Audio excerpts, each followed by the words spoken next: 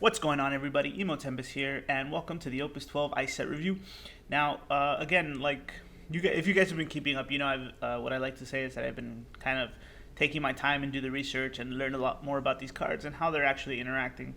And what that means is that I've actually seen, some games. I've kind of been keeping up with the meta as little, not as little, but as much as I can. I could be doing better, I think, but definitely a lot of things that need to be said. So we're gonna start off with, we're gonna start off with these.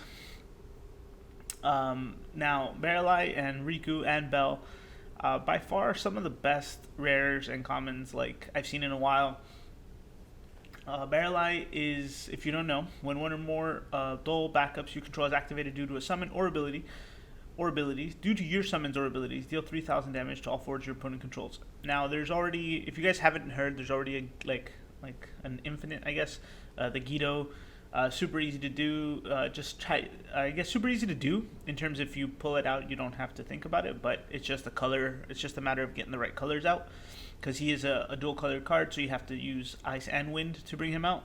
But Guido is in water, so it's a little tough, but it is very doable, and I've seen people do it, and I've heard of people do it, around. So when your opponent discards one or more cards from their hand due to your summons or abilities, choose a character, duel it, and freeze it. So really broken because it says characters. It's not limited to forwards. So being able to discard and then target their backups on when you freeze leaves them with even less CP to play anything on the following turns. And if they manage to get a forward out, you can just clear it with his effect if you have ways to reactivate your backups and stuff like that. So very powerful card. If you haven't fought against it, you might need to start thinking about how to incorporate some kind of ways to either remove him instantly, or Amaterasu is a good example. Any one of his auto abilities trigger, he takes 8k and dies and cancels the effect. But every deck needs to have answers for this, because he alone is very devastating, along with every other supporting card. Stuff like Riku, for example, if he's already out and you have the backups, Riku comes out for free, activates your backups, and then deals 3k to your board.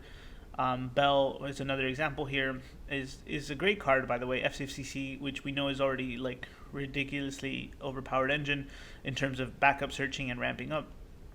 But when she enters, your opponent reveals their hand, select a card of cost 4 or more from their hand. Your opponent discards this card. So discard their card and then freeze 2 of their backups, so leaving them in an even dirtier situation. So like I said, these 3 cards, I put them together here so you guys kind of see what came from this set, from what ice cards came from this set, so you could that went straight into a deck already. As I thought, once we talk about some of the other cards like the Lock Legendary in a little bit, because I believe that was the first card revealed for this deck, and after that, seeing all of these, you realize that the deck just pretty much built itself. And yeah, it's really mainly because of Lock, Barrelai, and then cards like Riku and Bell. So deck is really strong. If you aren't building if you aren't building your deck prepared to face that, I think you're doing it wrong. So you should, if you haven't, build this deck, play it, have your friends or whatever play against you with it, and then definitely try it out. But these cards are going to be very relevant this set. Also, they're just absurd. They're both these two 10 searchers. Riku's a goal wing. There's so many ways to get all of these cards, so expect to see them a lot. Now, Ice got these wonderful 4-drop powerhouse forwards. All really excellent cards. If any of these cards had come out a set or two sooner, and I don't mean all of them, but one individually, Ice, Mono Ice, or any tight Ice variant would have been really pushed forward. So the Crystal Exarch, at the beginning of main phase 2, during each of your turns, you may play a forward of cost equal to or less than the number of ice backups you control from your hand onto the field. So right away, you play him, and then just go to main phase 2, you can summon another forward, automatically bringing out 2 things. Obviously your opponent has a response during the phase passes before this resolves, but yeah, he's just going to be annoying to deal with if you don't have anything right away. Even if he is bringing in a 3-drop, imagine already being able to summon him, and you already have the 6 stuff in the back. bring out Lock, discard a card, or bring out, if you have 5 later in the game, you bring out Vayne, and then your opponent has to like make plays enough so they can afford the CP to keep your forwards alive. Just really annoying card. But his downside is that he is 4/7, so he is pretty like tameable, but still a very strong card. Emmett Selch, which I believe was the pre-release promo, full art promo. When Emmett Selch is chosen by your opponent's summons or abilities, remove Emmett Selch from the game. If you do, play him onto the field at the end of your turn. So at the end of the turn, right? So very Kadaj-like, very elusive. But it is mandatory, so keep that in mind. And at 5 damage, when he enters the field, you may pay 5. When you do select one of the following 2 actions, choose a dual forward, break it. Choose a forward of cost 2 or less in your break zone and play it onto the field. So eventually he's just going to be a reoccurring thing. Like, there's a lot of these effects that when you target something happens. Like we have, Neo X Death, when you target him, give your opponent a forward, like a character. When BFA gets targeted, deal 10k, and now he's something much smaller on a much smaller scale, but still very annoying. So you can choose to break dual forwards, and then or recur something 2 or less in your break zone. A forward, obviously, but still, 9k is above the curve, so he has the opposite effect. Sort of. His downside is that it is mandatory. But they're both of these, Crystal Exarch and him, fall into the 14 category. So, if that's something that's important to you, it's, I think there's something for the deck, right? Because 14 has, I can't remember if they have a specific searcher right now, but I know, actually I don't remember right now.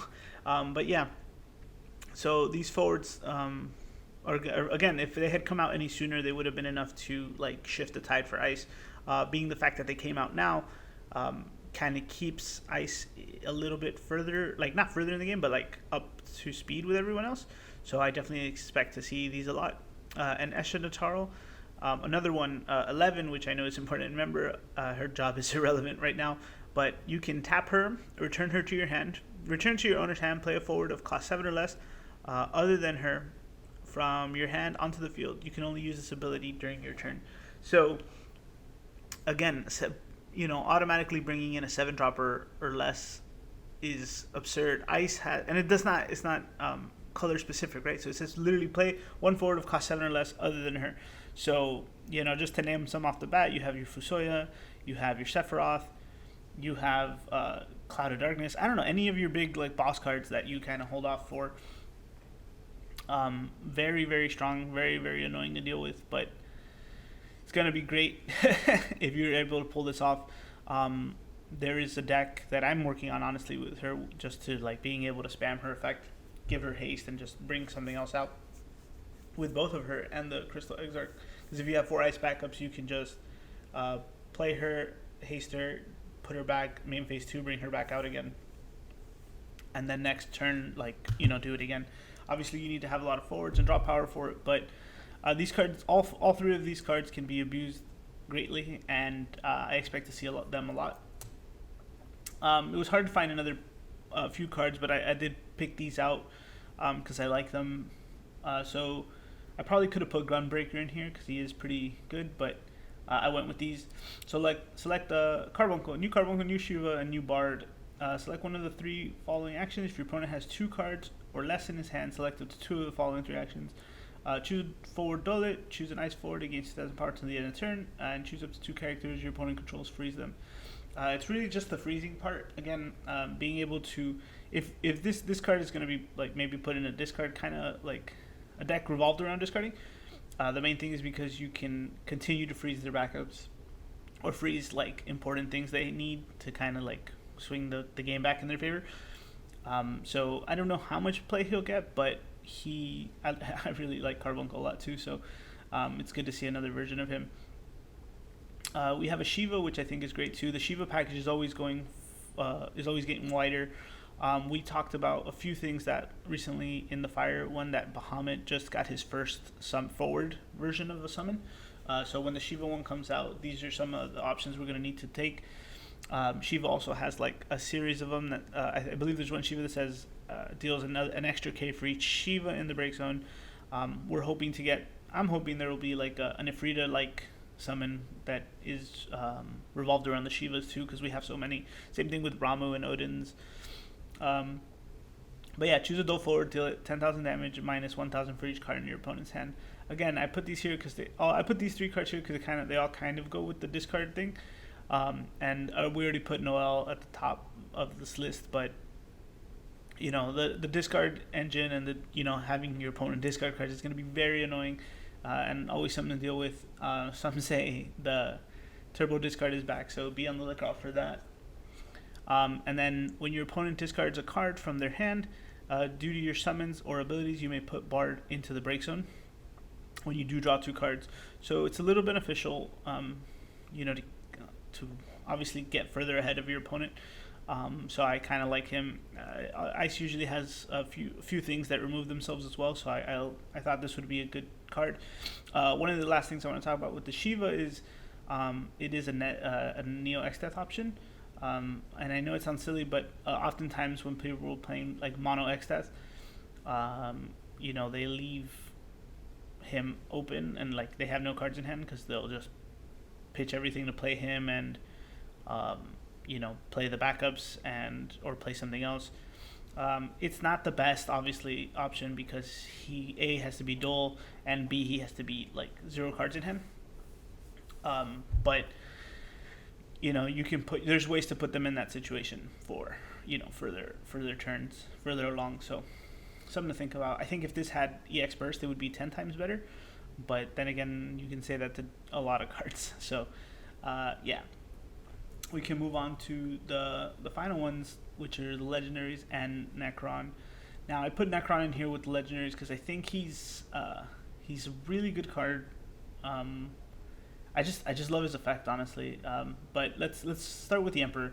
When Emperor enters the field, if you have 2 or more cards, 2 more card name the Emperor into the break zone, your opponent discards a card from their hand. When the Emperor is put from the field in the break zone, you may search for one card named the Emperor and put it into the break zone. If you do so, play the Emperor from your break zone onto the field, duel at the end of the turn. So very, very annoying card. If you haven't had a chance to play against it, you'll realize that every time you kill him, he will come back at the end of the turn, and then eventually he'll start discarding cards at the end of the turn. So you won't even be able to. You'd have to keep in mind that whatever you have in your hand, you'd need to at least keep something else in there in case you don't want to lose it. I know sometimes we make plays and we're like, all right, we'll hold this onto this 1 card for next turn, or hold on to these 2 cards. So you always have to keep in mind that this card will recur a few times. I say at least 3 in a duel if you manage to kill it, if not more. Depending on how heavy like the deck is built around him. But yeah, he's super annoying.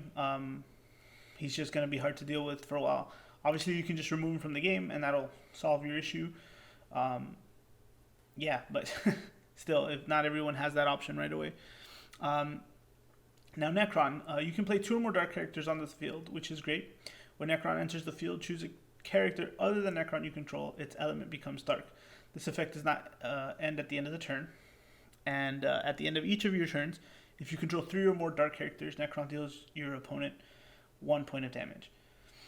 So, interesting thing here, right? Because now it says dark characters, right? Which means the backups can count. So as long as you have chaos, and then 1 Necron will make something else dark, and then you can start doing this effect. So you kind of put a timer on the game for your opponent, which is always very fun in my opinion. So I do want to try to build something around this later.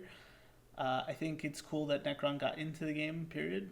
Like, he's a funny, that end game boss from 9, where it's like, you're fighting like wolves at the beginning and then now you're saving the world at the end, from like this weird deity kind of character.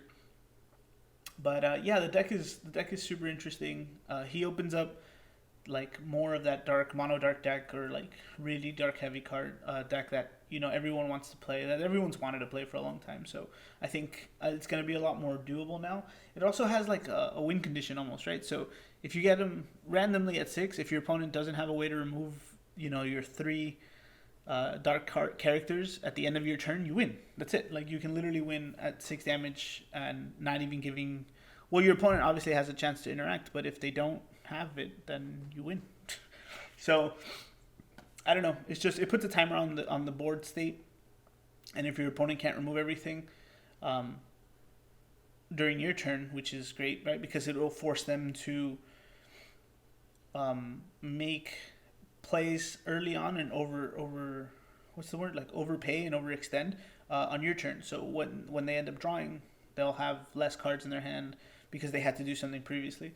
So Necron is a very threatening card. I like him a lot. I'm gonna find a way to work with him into playing a lot of getting a lot of free damage off of my opponent. Obviously, if you end up hitting like EX Burst, it always sucks when you're doing stuff like this. But I don't know, man. I like him a lot. I think he's gonna work. I think we're gonna see a Necron deck. If you guys have one, share it, please. I want to see it. And the Lock, which is the most, I think, by far the best legendary in the set, in my opinion. So Ice Wind. The cost required to cast Lock is reduced by 2 for each card you have cast this turn, and cannot become 1 or less. So you can bring him down to 2 CP. When Lock enters the field, select up to 2 of the 4 following actions. Your opponent discards a card, easy. Choose up to 2 characters, dull and freeze them. Choose 1 forward of cost 6 or more, break it, and choose a monster, break it. Right away, going back to what I was saying about the Barrel Eye, the deck kind of built, what I mentioned around Barrel Eye is the deck built itself after this, right? So being able to discard Barrel Eye will trigger dull and freezes. When you bring him out, let's say you played 1 card, and let's say you played Argath, right? Discard your opponent. Lock goes to 6. Barrel Ice out, freeze 2 cards, dull and freeze 2 cards. You can play something else cheap. Lock is at 4. Summon Lock, then Lock dulls and freezes 2 things and discards again. Barrel Eye will will trigger again, freeze something else. It's absurd, really. This card has so much value, so much potential, and then being able to, being that it's in ice, you always have that option to blink it with like Renoa or Unai if you're really that greedy, or lucky, if one could say it either way. But Lock is an insanely strong card, and surprisingly not super expensive yet. I think it's a really good card. So if you have your set, if you have a full set, hold on to them because they might go up in value because they're relatively cheap now, but still really good. Yeah, that's going to wrap it up for the ice review, guys. Let me know if you were playing Emperor.deck, Necron.deck, or, Wind Ice variants, or do you have a mono ice deck that, that's playing all 3 of those, Exarch, Nataro, and whatever the other guy's name is, Emmett. I'd love to see any versions of that. As always, thank you for watching, and I'll see you on the next one.